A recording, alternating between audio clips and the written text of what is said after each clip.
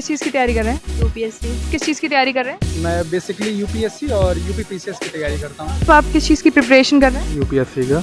Mukherjee Nagar UPSC का hub माना जाता है और आज हम मुखर्जी नगर आए हुए हैं यूपीएससी के स्टूडेंट्स के इंटरव्यूज़ के लिए।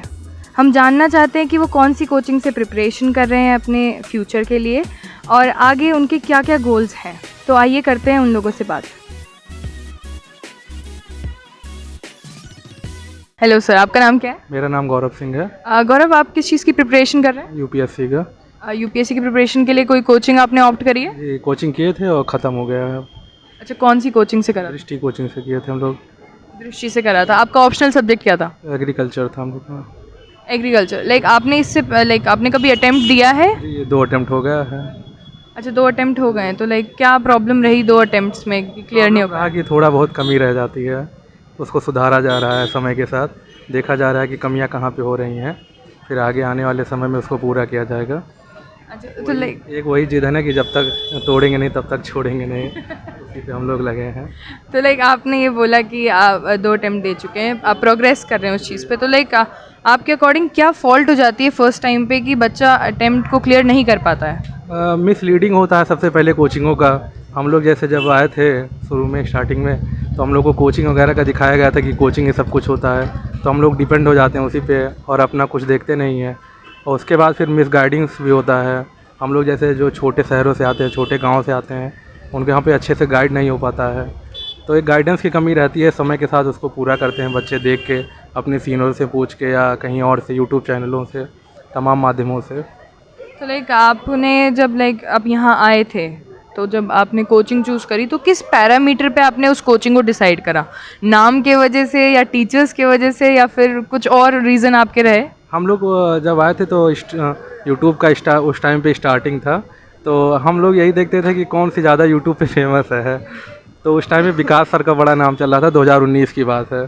तो हम लोग यही देखे थे कि उसका एडवर्टाइज बहुत अच्छा से चल रहा था दृष्टि का। तो हम लोग यहाँ भी आए, तो काफ़ी दोस्तों से पूछा, उन्होंने काफ़ी और कोचिंगों के नाम सजेस्ट किए कि ये भी अच्छी है, लेकिन हम लोग के मन में एक पर्सपेक्टिव बन चुका था कि नहीं, लेना यही है, दृष्टि ही। तो हम लोग जाके वहीं फिर एडमिशन वहीं पे लिए थे उस टाइम पे। आपने नाम की वजह से लिया। अगर नॉर्मली अगर आप कभी किसी और बच्चे को सजेस्ट करते हैं कि कौन सी कोचिंग उसको लेनी चाहिए, तो क्या उनको आइडिया देंगे कि अगर कोचिंग में ये पॉइंटर्स होंगे तो ही आपको कोचिंग ऑप्ट करना? तो आपके अकॉर्डिंग वो पॉइंटर्स क्या हो सकते हैं? देखिए, हर कोचिंग करने के बाद लड़कों को लगता है कि कोचिंग कंपलसरी नहीं होता है। तो मेरा भी यही मानना है कि अगर गाइडेंस को आपका अच्छा है, और अब तो काफ़ी चीज़ें बदल चुकी हैं, 5G का ज़माना हो गया है, और उस टाइम पे इतना ज़्यादा सोर्स भी नहीं था। अब तो काफ़ी ज़्यादा सोर्स हो गए हैं, काफ़ी कोचिंग आ गए हैं, मटेरियल्स भी आ गए हैं। तो हमको ऐसा लगता है कि कोचिंग ज़रूरी नहीं होता है। अगर सेल्फ़ कॉन्फिडेंस है, अगर कि हाँ हम निकाल सकते हैं, तो बच्चा अपने से ही कर सकता है। क्योंकि हम लोग जब कोचिंग क्लास चला था तो हम लोग ऑफलाइन लिए थे, तो 6 या 7 महीने के बाद सर लॉकडाउन लग गया था, तो हम लोग उसके बाद फिर एडजस्ट नहीं कर पाए ऑनलाइन में। तो हम लोग फिर सेल्फ स्टडी तब से कर रहे हैं। तो ऐसा लगता है, और प्रोग्रेस भी ज़्यादा है तब से, तो ऐसा लगता है कि सेल्फ स्टडी मच बेटर है। अच्छा, सेल्फ स्टडी को आप प्रमोट करना चाहते हैं बेसिकली। कोचिंग क्या होता है, थोड़ा मिसगाइडिंग होता है, मिसलीडिंग होता है।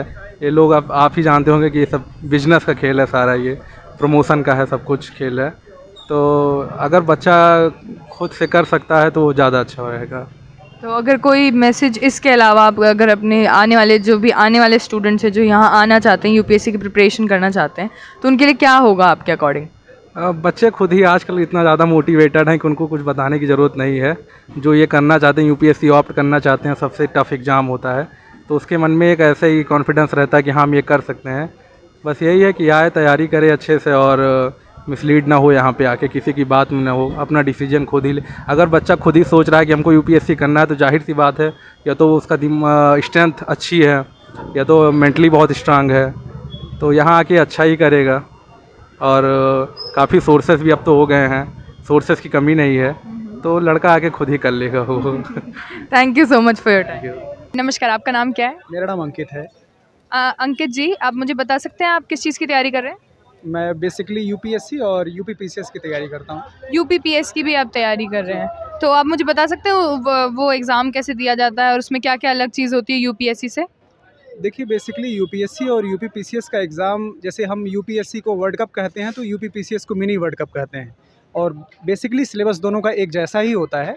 हाँ, यूपीपीसीएस में कुछ चीज़ें ऐसी हैं जैसे कि कंपलसरी हिंदी, ये 150 नंबर का अलग से हमें पढ़ना पड़ता है, लेकिन अगर कोई अच्छे से यूपीएससी की तैयारी कर रहा है तो उसको बहुत ज़्यादा फ़र्क नहीं पड़ता है यूपीपीसीएस की तैयारी करने के लिए। और किसी भी यूपीएससी के एक सीरियस एस्पिरेंट के लिए उसका दूसरा जो सबसे मेजर एग्ज़ाम होता है, सबसे बड़ा एग्ज़ाम जो होता है वो यूपीपीसीएस ही होता है। जैसे आपने अभी बोला कि सीरियस स्टूडेंट के लिए, आपके अकॉर्डिंग सीरियस स्टूडेंट कौन होते हैं? सीरियस स्टूडेंट वो होते हैं जो सबसे पहली चीज़ जो जिनको ये पता होता है कि हम यहाँ करने क्या आए हैं, जिनको अपने सिलेबस की जानकारी होती है, जिनको ये पता होता है कि हमें पढ़ना कैसे है। जब तैयारी तो हर कोई कर रहा है, लेकिन हर किसी को ये नहीं पता होता कि हमें पढ़ना क्या है, कैसे पढ़ना है, न्यूज़पेपर कैसे पढ़ना है। बहुत सारे लोग हैं दिन भर न्यूज़पेपर पढ़ते रहते हैं, या दिन न्यूज़पेपर पढ़ते हैं लेकिन उनको ये नहीं पता होता है कि न्यूज़पेपर में क्या पढ़ना है। तो मैं इस बिहाफ पर सीरियस और नॉन सीरियस को डिवाइड करता हूँ। अच्छा, तो आपका ऑप्शनल सब्जेक्ट क्या है इस यूपीएससी के लिए? पहले तो हिंदी लिटरेचर था, लेकिन अभी फ़िलहाल एंथ्रोपोलॉजी है। जैसे आपने पहले बोला, तो आपने पहले कोई अटेम्प्ट भी दे रखा है इस एग्ज़ाम का? हाँ, इससे पहले मैंने 2 यूपीएससी के मेंस और यूपीपीसीएस के 3 मेंस दे चुके हैं। तो उनमें क्या कमी रह गई कि लाइक कोई बैरियर आपको जो दिखा कि हाँ, ये गलती आपसे हुई, इस वजह से एग्ज़ाम पास नहीं हो पाया? बेसिकली मेरा ऑप्शनल बहुत अच्छा नहीं था, और जो कि मेरी मार्कशीट आई, मार्कशीट में अभी आप देख सकती हैं कि मेरा जो ऑप्शनल में ही सबसे ख़राब नंबर रहे हैं। तो इसलिए मैंने ऑप्शनल पे ही ज़्यादा मेहनत किया और ऑप्शनल को मैंने चेंज करने की कोशिश किया है। जैसे कि यूपीपीसीएस की अगर मैं बात करूँ तो यूपीपीसीएस में हिंदी लिटरेचर एक आपदा सब्जेक्ट है। यूपीएससी में तो हिंदी लिटरेचर बहुत अच्छा सब्जेक्ट है, लेकिन यूपीपीसीएस में हिंदी साहित्य का परफॉर्मेंस काफ़ी ख़राब है। तो इसलिए मैंने यूपीपीसीएस में इस बार एंथ्रोपोलॉजी से मैंने देने की मतलब एक सफल प्रयास करूँगा। तो आप कौन सा टारगेट कर रहे हैं, कौन सा ईयर जो आप यूपीएससी के लिए वापस अपीयर होने वाले हैं? इस वर्ष तो मैं इस वर्ष मैं यूपीपीसीएस में ही अपीयर होऊंगा, क्योंकि यूपीएससी में मेरे अब 2 ही अटेम्प्ट बचे हैं।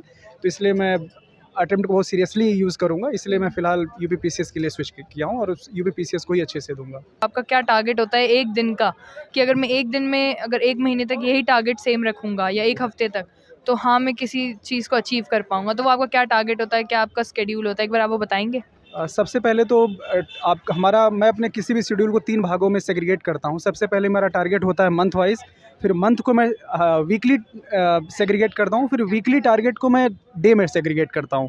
जैसे सपोज़ दैट मैंने महीने में ये डिसाइड किया है कि मुझे, अब जैसे चूँकि मैं पूरा वेटरन स्टूडेंट हूँ, मैंने 4 अटेम्प्ट दे चुके हैं, जिसमें से मैं 2 बार यूपीएससी का मेंस भी दे चुका हूँ। तो इसलिए अब हमारे जैसे लड़कों के लिए बहुत ज़्यादा आप समझ रही हैं ना मैं क्या कहना चाहता हूँ?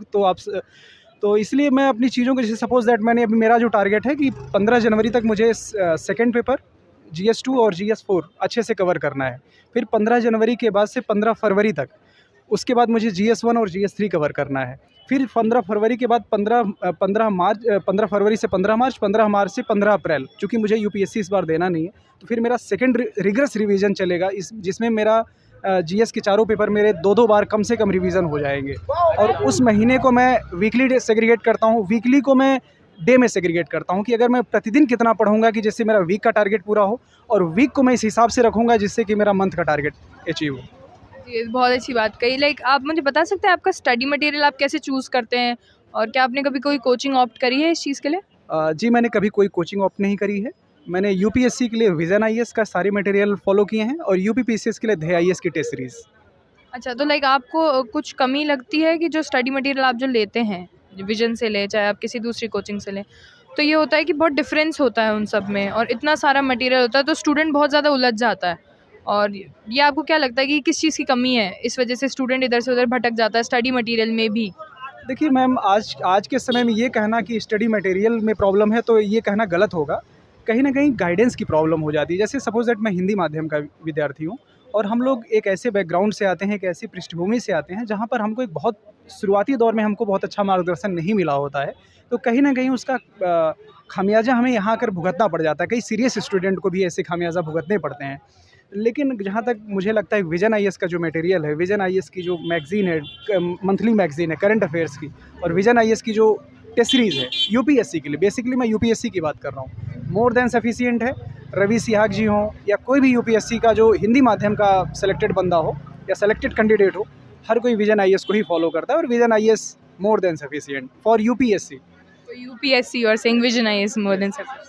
अच्छा, तो अगर लाइक आपको कोई मैसेज देना हो हमारे आने वाली जनरेशन को जो यूपीएससी की प्रिपरेशन कर रहे हैं, तो उनके लिए आप क्या ऐसा मैसेज देना चाहेंगे कि वो थोड़े इंस्पायर हों और वो इधर उधर भटके नहीं? सबसे पहले तो मैं अपने आने वाले सभी छोटे भाई बहनों को यही चीज़ कहना चाहूँगा कि आप सबसे पहले तो एक किसी भी तरीके के पूर्वाग्रह से बचें कि हमें फ़लाँ इंस्टीट्यूट, मैं किसी इंस्टीट्यूट का नाम नहीं लूँगा, मैं चूँकि विजन आईएएस हम लोगों के लिए सबसे भरोसेमंद इंस्टीट्यूट है, मैं इसलिए ओपनली उसका नाम ले लेता हूँ। क्योंकि बाकी इंस्टीट्यूट बच्चे आके ज्वाइन तो करते हैं, लेकिन बाद में आके गाली देते हैं, बाद में आके उनको ऐसा लगता है कि मैं डिसीव हो गया, मेरे साथ चीटिंग हुई है, मेरे साथ धोखा हुआ है। मैं इसीलिए फिर किसी कोचिंग का नाम नहीं लूँगा। फॉर यूपीएससी, शब्दों पर ध्यान दीजिएगा।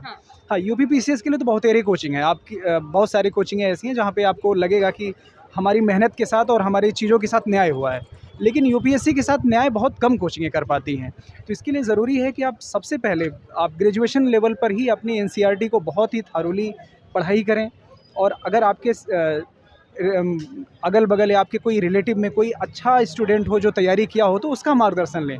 आप उनको ये मत देखें कि उन्होंने इतने साल तैयारी किया, उनको मतलब असफल या फेलियर कैंडिडेट के तौर पर मत देखें। जैसे क्या होता है, एक सफल व्यक्तित्व का सबसे बड़ी जो पहचान होती है वो ये होती है कि वो सफल से लेके असफल हर किसी व्यक्ति के साथ वो समान न्याय करता है। आप प्रशासक बनने जा रहे हैं तो प्रशासक वाला जो गुण हो वो आपके पहले भी होना चाहिए, कि हम किस चीज़ को कितनी बेहतर समझ और बेहतर बुद्धिमत्ता के साथ समझ पा रहे हैं, देख पा रहे हैं, उसका मूल्यांकन कर पा रहे हैं। ये आपने बहुत अच्छी बात कही। Thank you so much for your time. Thank you very much. आपका क्या नाम है? शिवानी, शिवानी, आप किस चीज़ की तैयारी कर रहे हैं? यूपीएससी यूपीएससी की। और आपका ऑप्शनल सब्जेक्ट क्या है? मैथमेटिक्स। मैथमेटिक्स। लाइक मैथमेटिक्स ही क्यों चूज़ करा आपने अपने लिए? क्योंकि एक्चुअली मेरा इसमें इंटरेस्ट भी था और मेरा बैकग्राउंड भी यही है, तो इसलिए मैंने किया, और मुझे सिलेबस भी काफ़ी इसका मतलब सही लगता है। तो लाइक अभी आपने कोई कोचिंग ऑप्ट करी है इसके लिए? अभी तो मैथमेटिक्स के लिए आईएमएस देख रही हूँ और जीएस के लिए दृष्टि कर जीएस के लिए दृष्टि। तो अभी आपने कोई क्लासेस ज्वाइन कर ली हैं? जीएस का कर ली हूँ। तो कैसी रहती है आपकी क्लासेस? क्या बैच साइज़ रहता है उनका? सही रहती है, थोड़ा सा अपना एफर्ट देना पड़ता है, और क्लासेज अगर अच्छे से कर रहे हैं तो कंप्लीट मतलब कंसेप्ट अगर सही रहता है तो हो जाता है। तो अभी आपको टीचर्स वगैरह से पढ़ाया हुआ सब समझ में आ रहा है? हाँ, अभी तो समझ में आ रहा है। तो आपका फेवरेट टीचर कौन है? फेवरेट टीचर को बता नहीं सकती, सब फेवरेट हो जाते हैं जिनका अच्छा लग जाता है। अच्छा, लाइक और जैसे अभी आप दृष्टि की बात कर रहे थे, तो दृष्टि आपने ऐसा क्यों चूज़ करा खुद के लिए? कुछ ज़्यादा आइडिया नहीं था, एक्चुअली सीनियर भी थे और मैंने काफ़ी लोगों से बात की थी, तो उन्होंने बोला कि मतलब दृष्टि की फैकल्टी अच्छी है, तो बस मैंने इसलिए चूज़ किया। तो आपका माध्यम क्या है? ऐसे मेरा माध्यम हिंदी है, लेकिन बस ऑप्शनल इंग्लिश में लेना है।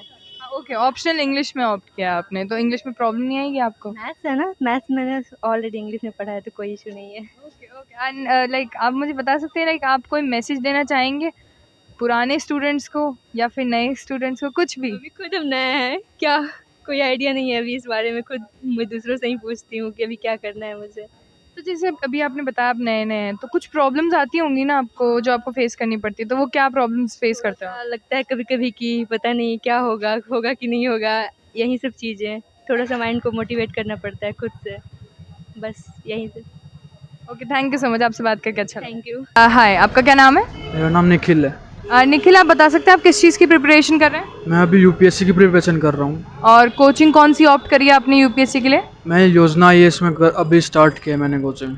अच्छा, योजना आईएएस जैसे आपने बोला अभी स्टार्ट किया है, तो लाइक आपने किस बेसिस पे योजना आईएएस को चूज़ करा फॉर योर फ्यूचर? मैंने अच्छा एक्सपीरियंस मिला है, टीचर्स की फैकल्टी बहुत अच्छी है यहाँ पे, तो मैंने अपने फ्यूचर को देखते हुए मैंने इसको बेस्ट समझा कि हाँ अच्छा स्टडी हो सकती है, अच्छा मतलब हो सकता है, तैयारी की जा सकती है यहाँ से, तो इसीलिए मैंने यहाँ ना अच्छा मतलब चूज़ किया है मैंने। अच्छा, तो जैसे आपने बोला कि फैकल्टी बहुत अच्छी है और कोचिंग ने आपको पहले कुछ अच्छी चीज़ें प्रोवाइड करवा रखी, तो अपनी फेवरेट फैकल्टी के बारे में कुछ कहना चाहेंगे? फेवरेट्स अपनी जगह पे सब अच्छा कराते हैं, फेवरेट तो ऐसा किसी को चूज़ करके तो मैं पॉइंट आउट नहीं करना चाहूँगा, लेकिन सब अच्छा कराते हैं अपनी जगह पे। अच्छा, और जैसे आप मुझे बता सकते हैं आपका जो नंबर ऑफ़ स्टूडेंट्स आपकी क्लास में होते हैं वो कितने प्रेजेंट होते हैं? स्टूडेंट्स तो ऑनलाइन ऑफलाइन दोनों मोड हैं, तो स्टूडेंट्स एज ए मतलब अपने उससे करते हैं, जिसको ऑफलाइन करना वो ऑफलाइन करेगा, ऑनलाइन करना है वो ऑनलाइन करेगा। तो कुछ कंफर्म नहीं बोल सकते, लगभग हो जाते होंगे 50-60 के आसपास तो हो जाते होंगे। जैसे 50-60 का बैच हो जाता है तो लाइक आप मतलब अगर इंटरेक्ट करना चाहे टीचर से तो ये तो बहुत मुश्किल होता होगा ना, क्योंकि 50-60 का स्ट्रेंथ है, इतने बच्चे हैं, तो कैसे इंटरेक्ट कर पाते हो?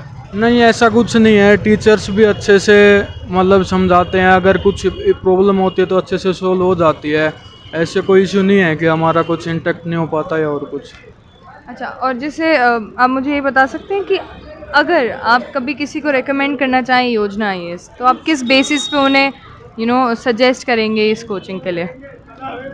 मेरे को सबसे अच्छी चीज़ यही लगी कि एक तो हम मतलब अलग है, ना तो कोई भीड़ वगैरह का चक्कर है, ना वो कुछ और है, हमारी जो प्रॉब्लम्स होती है अच्छे से सोल्व हो जाती है, टीचर्स अच्छा पढ़ाते हैं, तो यही चाहिए एक स्टूडेंट को, तो और क्या चाहिए। Thank you so much. Thank you ma'am.